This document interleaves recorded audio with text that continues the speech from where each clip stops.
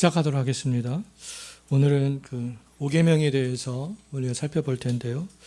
우리가 지금까지 1계명부터 4계명까지는 하나님이 하나님 자신을 향한 하나님의 뜻이 무엇인가, 이것이 다 우리가 이게 예배와 관련이 있었습니다. 사실적으로는요. 하나님께서 하나님 자신을 향한 그런 뜻은 다 그 예배와 관련이 있어서 예배의 대상, 예배의 방식, 예배의 태도, 또 예배의 시간들, 그것에 대해서 하나님께서 우리에게 말씀을 하셨다면, 이제 5계명부터 10계명까지는 이제 다른 사람을 향한 하나님의 뜻이 무엇인가, 하나님께서 우리가 다른 사람을 향해서 어떻게 하라고 말씀하시는가에 대해서 이제 5계명부터 말씀을 하고 있는데요. 그 5계명부터 10계명까지 다른 사람을 향해서 말씀하시는 하나님의 뜻의 첫 번째가 바로 5계명인데 부모 공경이라는 거죠. 부모를 공경해야 된다. 그래서 오늘은 그 부모를 공경하라는 그런 말씀을 가지고 우리가 살펴볼 텐데요. 출애굽기 20장 12절 말씀 한번 읽어보겠습니다. 내 부모를 공경하라. 그리하면 내 하나님 여호와가 내게 준 땅에서 내 생명이 길리라. 에베소서도 읽어볼까요? 자녀들아 주 안에서 너희 부모에게 순종하라. 옳으니라. 내 아버지와 어머니를 공경하라. 이것은 약속이 있는 첫 계명이니. 골로새서도 읽어봅니다. 자녀들아 모든 일에 부모에게 순종하라. 이는 주 안에서 기쁘게 하는 것이니라. 5계명은 무엇입니까? 답 한번 읽어볼까요? 5계명은 내 부모를 공경하라. 그리하면 내 하나님 여호와가 내게 준 땅에서 내 생명이 길리라 입니다. 부모를 공경하라. 말씀. 자, 근데 우리가 이 5계명을 전통적으로 우리가 또 어떻게 해석을 하냐면요. 이 5계명을 조금 더 폭넓게 해석합니다. 이게 확장된 개념을 해석하는데요. 우리가 이 확장된 개념으로서의 그런 부모를 공경하라라는 의미로 우리가 이 말씀을 좀 생각을 해봐야 될 필요가 있겠습니다. 그래서 이 성경에서는 어떻게 말씀을 하고 있냐 하면, 우리가 공경해야 될 대상은 부모지만, 근데 이 부모 외에도 모든 권세자들, 그러니까 합법적인 권세자들, 그 권세자들도 역시 공경해야 된다, 이렇게 말씀하고 있습니다. 왜냐하면 그 모든 권세는 다 하나님께서 주신 것이기 때문이다라고 말씀을 하고 있는데요. 그렇기 때문에 우리가 이 5계명을 볼 때 부모를 딱 한정해서는 안 되고, 우리가 권세자들로 부모를 포함한 부모도 권세자가 되는 거잖아요. 자녀들 입장에서는 권세자가 되는데, 그렇기 때문에 이 부모에게만 한정하지 말고 이것을 권세자들에게도 우리가 좀 확장시켜서 이 5계명을 생각할 수 있어야 된다라는 것이죠. 그렇다면 하나님께서 합법적으로 주신 권세자들이 대표적으로 세 가지가 있습니다. 가정에서는 가정의 권세, 또 교회의 권세, 국가의 권세, 이렇게 해서 하나님께서 주신 권세자들이 대표적으로 이 세 가지인데요. 또 이 외에도 직장에서, 학교에서 또 권세자들이 또 되게 많이 있을 수 있겠죠. 근데 우리가 일단 크게는 이 세 가지 권세를 우리가 좀 생각을 했으면 좋겠는데요. 그래서 이 가정의 권세, 교회의 권세, 국가의 권세 중에서 가장 근간이 되는 권세는 어떤 권세냐 하면 바로 이 가정의 권세가 되겠습니다. 가정에 있는 부모의 권세가 가장 근간이 되는 권세다라고 말할 수 있는데요. 그래서 이 교회의 권세도 가정의 권세에 근거하고요. 이 국가의 권세도 가정의 권세에 근거한다라고 말할 수 있겠습니다. 그래서 만약 우리가 성경에서 어떤 가정을 하는 것은 그렇게 좋은 일이 아니지만, 그럼에도 불구하고 우리가 조금 한번 가정을 한번 해본다면, 만약 인간이 죄를 짓지 않았다면, 가정은 교회와 국가의 모든 그런 권세들을 이 가정이 다 담당했을 것이다 라고 말할 수 있겠습니다.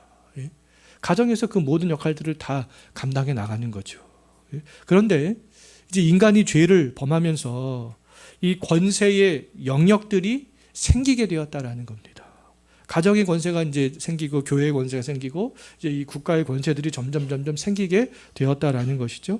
그래서 이 가정의 권세를 이 교회와 국가가 나눠서 가지게 됨으로 인하여서, 근데 이 부모의 권세도 역시 그러면 교회와 국가의 권세자들이 같이 나눠서 가지게 되었다라고 이렇게 볼 수가 있는 것입니다. 그렇기 때문에 우리는 이 각각의 권세자들을 공경해야 될 필요가 있는데요. 이 각각의 권세자들을 공경하지 않으면 이 세상이 어떻게 되겠습니까? 가정에서 자녀들이 부모를 공경하지 않고 교회에서 또 일반적인 성도들이 교회 권세자들을 공경하지 않고 일반 시민들이 또 국가의 권세자들을 공경하지 않으면 어떻게 되겠어요? 모든 것이 다 무질서하게 되겠죠, 사실은. 그렇기 때문에 이 칼빈은 항상 하나님께서는 질서의 하나님이 아니겠습니까? 우리가 질서를 바로잡아가는 것들은 굉장히 중요한데요. 그래서 칼빈은 뭐라고 말했냐면 우리가 이 교만한 마음으로 인하여서 누군가에게 복종을 꺼려하게 된다면 우리는 교만과 싸워야 된다. 이렇게 이야기를 했습니다. 또 권세자들에게 불순종하는 것은 하나님을 멸시하는 것이다. 이렇게 이야기를 했습니다. 그래서 모든 권세는 다 하나님께로부터 났다라는 것이죠. 그렇기 때문에 하나님께서 우리 부모는 좀 결점이 많은데 이게 국가의 권세자들이 좀 미숙한데 결점이 많은데 교회의 어떤 권세자들이 좀 이렇게 흠이 있는데 그럴 수 있죠. 그럴 수 있습니다. 근데 그럼에도 불구하고 우리는 만족할 수 있어야 된다라는 것입니다. 옆집의 부모보다 우리 부모는 왜 이렇게 할까? 만족하지 못할 수 있죠. 그럼에도 불구하고 우리가 그렇게 교만한 마음으로 복종하기를 꺼려해서는 안 된다라는 겁니다. 우리가 만족할 수 있어야 된다라는 것이죠. 그리고 각 영역에 있는 권세자들 역시도 어떤 마음을 가져야 하면 내가 지금 이 가진 권세가 나에게서 시작된 것이 아니라 하나님에게서 시작된 권세구나. 그 하나님께 복종하는 마음으로 그 권세를 행할 수 있어야 된다라는 것이죠. 그러니까 하나님께 복종해야 된다라는 겁니다. 가정의 권세자들 하나님께, 교회의 권세자들, 국가의 권세자들 다 하나님께 정말 섬기려는 마음으로 복종하는 마음을 가지고 있어야 된다라는 것이죠. 자, 로마서 13장 1절과 2절 한번 읽어봅니다. 사람은 위에 있는 권세들에게 복종하라. 권세는 하나님으로부터 나지 않음이 없나니 모든 권세는 다 하나님께서 정하신 보라. 그러므로 권세를 거스르는 자는 하나님의 명을 거스름이니 거스르는 자들은 심판을 자취하리라. 일단 베드로전서도 읽어봅니다. 인간의 모든 제도를 주를 위하여 순종하되 혹은 위에 있는 왕이나 혹은 그가 악행하는 자를 징벌하고 선행하는 자를 포상하기 위하여 보낸 총독에게도 하라. 권세자들에게 어떤 권세자들인지 흠이 있어도 일단은 복종해야 되는 것이 또 공경해야 되는 것이 마땅하다. 이렇게 성경에서는 가르치고 있고요. 그런데 그럼에도 불구하고 성경에서는 왜 5계명에서 다른 권세자들은 언급을 안 하고 왜 부모만 이렇게 언급을 하고 있느냐, 왜 부모만 공경하라고 있느냐라고 했을 때 칼빈과 하이델베르크 교리문답에서 좋은 그런 답변들을 주고 있는데요.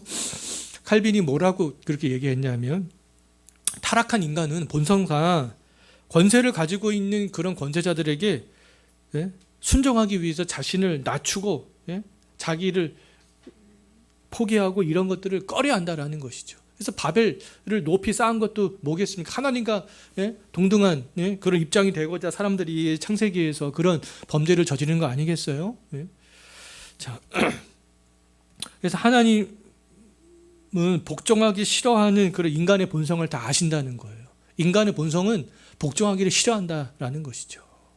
그것을 아시고 이제 부모라는 표현만을 그렇게 사용함으로 인하여서 우리로 하여금 거부감을 갖지 않기 위해서, 그리고 또 유순한 마음으로 우리가 복종을 받아들이도록 하기 위해서 다른 권세자들은 언급하지 않고 부모만 이렇게 언급하고 있는 것이다. 이렇게 얘기를 했고요. 또 하이델베르크 교리문답에서는 뭐라고 말하고 있냐면 세상의 모든 통치 형태들이 부모의 통치 형태에 따라서 시행되고 형성되어져야 되기 때문에 그렇다라는 겁니다. 아까 가정의 권세가 근간이 된다고 얘기했잖아요. 교회의 통치 형태나 국가의 통치 형태도 이 가정의 통치 형태, 부모의 통치 형태를 따라야 된다라는 것이죠. 그래서 부모의 통치 형태가 사람들에게 가장 걸맞는 그런 통치 형태가 된다라는 겁니다. 그렇기 때문에 사람들이 기꺼이 또 부모의 통치에는 굴복하려고 하는 그런 마음들이 있기 때문에 그렇다라는 것이죠. 우리가 부모가 자녀를 생각하는 그 마음, 그런 마음으로 교회의 권세자들도 국가의 권세자들도 그렇게 해야 될 필요가 있다. 그렇기 때문에 이 세상의 모든 통치 형태들 가운데 이 부모의 통치 형태가 가장 근간이 되기 때문에, 그래서 여기서 부모만 그렇게 언급을 하고 있다라고 말씀을 하고 있습니다. 자, 뒷장으로 넘겨서요. 자, 5계명이 요구하는 건 무엇입니까? 답 한번 읽어볼까요? 5계명이 요구하는 것은 집이나 관계상 윗사람이든지 아랫사람이든지 동등한 사람이든지 다른 사람을 존중하고 의무를 다하는 것입니다. 예, 권세자들에게 이렇게 하라는 거죠.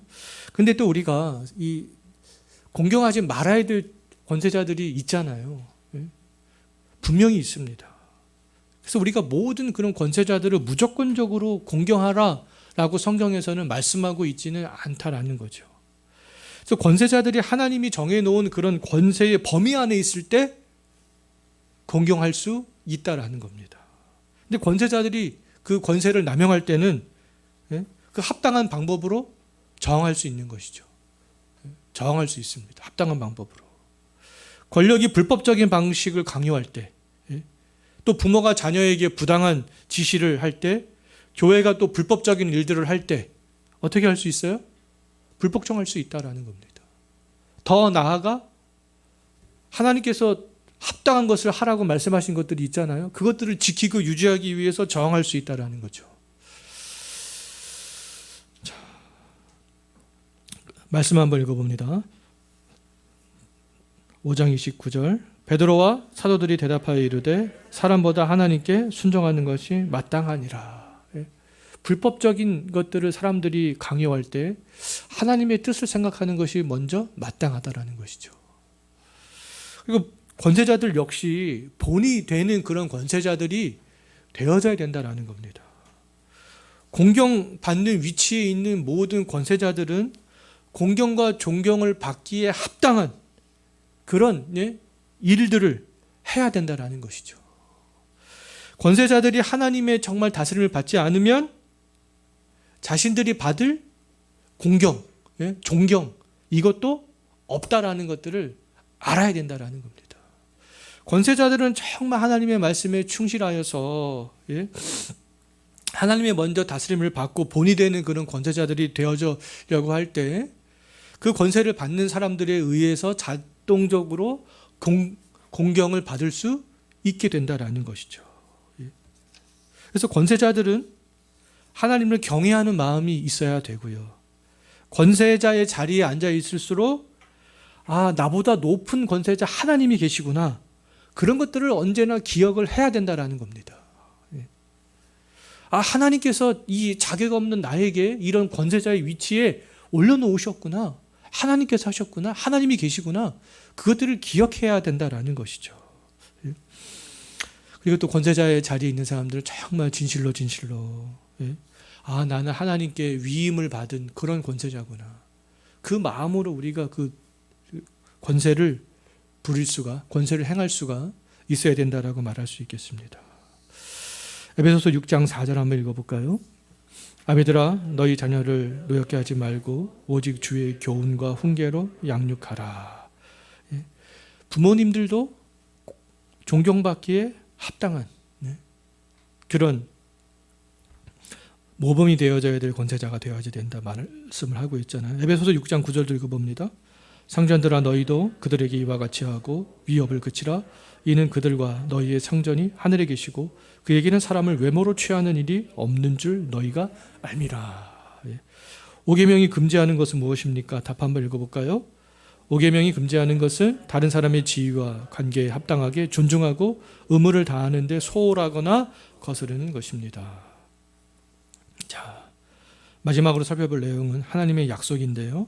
5계명을 지키는 사람들에게 하나님께서 약속하신 것이 무엇이에요? 장수의 약속. 장수의 약속을 하셨잖아요. 근데 이 5계명을 우리가 좀 확장된 개념으로 살펴봤는데요. 이 5계명은 이 부모 공경이 교회와 국가까지 우리가 확장된 개념으로 살펴봤듯이 그렇다면 이 5계명의 약속도 확장된 개념으로 우리가 생각을 할 수 있어야 된다라고 말할 수 있겠습니다. 그렇다면 이 5계명에서 하나님께서 약속하신 이런 장수의 약속, 어떤 우리가 개인의 그 생명이 연장되는 것을 넘어서 하나님의 백성들의 공동체, 어떤 교회와 국가의 한 약속으로도 우리가 볼 수 있어야 된다라는 것이죠. 그래서 하나님의 백성들의 어떠한 보존의 여부는 그러면 어디에 달려 있다라는 겁니까? 이 5계명에 순종하는 여부에 달려 있다라고 말할 수 있지 않겠어요? 그리스도인들이 하나님이 부여하신 그런 권세자들, 부모와 교회와 국가의 권세자들에게 순종할 때 가정에서 보호를 받을 수 있고 국가가 보호가 되고 교회가 또 보호가 될 수 있다라는 것이죠.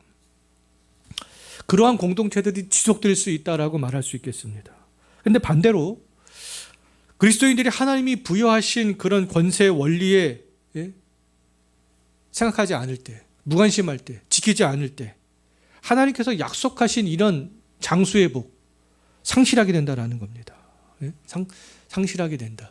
그래서 이 공동체가 존속할 수 있는 것은 하나님께서 약속하신 이 권세자들에게 우리가 순종하는 것, 거기에 달려 있다라고 말할 수 있겠습니다.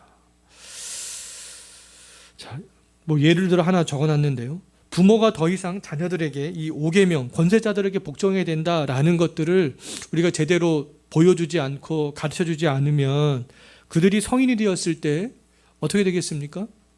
당연히 그 자녀가 결혼해서 자녀가 나오면 그 자녀는 부모에게 복종하는 법을 알지 못하게 되죠. 또 교회나 국가의 권세자들에게도 존경하려는 그런 마음을 가지지 않게 될 수밖에 없습니다.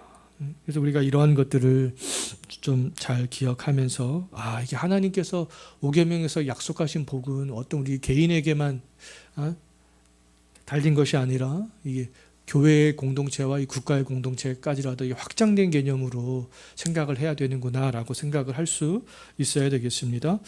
5계명을 주신 이유가 무엇입니까? 답 한번 읽어볼까요? 5계명을 주신 이유는 지키는 사람들에게 하나님께 영광이 되고 그들에게 선을 이루는 한에서 장수와 번영을 약속하셨기 때문입니다. 라는 것이죠. 오늘 여기까지 하겠습니다.